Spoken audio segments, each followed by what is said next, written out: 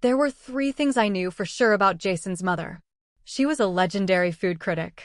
Her standards were sky high. And she absolutely despised me. What I didn't know, what I couldn't have predicted, was that in less than 24 hours, she'd have me pinned against the kitchen wall, her lips just inches from mine. The first time we met was at Jason's birthday dinner. "Are you good enough for my son?" she asked. No greeting, no smile, just that right out of the gate. "With all due respect, Mrs. Miller." "I'm not here to impress you," I said, matching her stare without blinking. A smile, surprisingly genuine, curved at the corners of her mouth. "Finally, someone with a backbone," she said, then disappeared into the kitchen.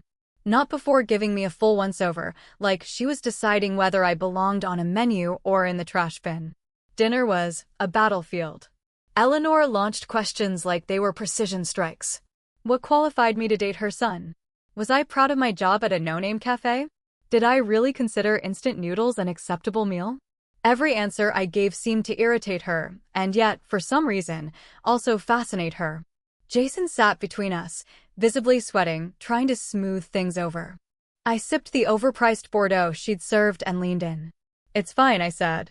"Your mom's entitled to her opinions, no matter how elitist and wildly out of touch with real life they are." Her eyes gleamed. "You're exactly what I expected," she said cryptically. I couldn't tell if that was an insult or something else. The next morning, I woke early. Jason was still asleep upstairs in his childhood bedroom. I padded down to the kitchen, expecting to be alone. I wasn't. Eleanor was already there, barefoot, in a silk robe, brewing coffee. She looked softer in the morning light, stripped of her armor from the night before. "Good morning," I offered, hesitant. "You know what's funny?" she said, still facing the window. "I've spent 2 decades judging people by what they eat. Their choices, their tastes, their manners." She turned to face me slowly. "And now I can't stop thinking about you. You, who shamelessly eats instant noodles." I froze. "What are you talking about?" "You didn't notice?" she asked, stepping closer. "The way I looked at you last night?" "I thought that was disgust," I said honestly. She smiled, slow, deliberate. "Oh, sweetheart. It was far from that." I should have walked away. Should have made some polite excuse, found Jason, and pretended this moment wasn't happening. But I didn't. I stayed. She closed the distance between us. "You know what they say about critics," she whispered.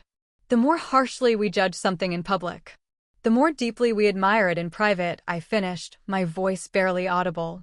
Eleanor smiled again, this time, wicked, and pressed me gently against the wall. Her touch was commanding, her eyes unreadable. And in that impossible moment, trapped between my boyfriend's mother and a mistake I could practically taste, I realized something. This might just be the most delicious decision I'd ever make.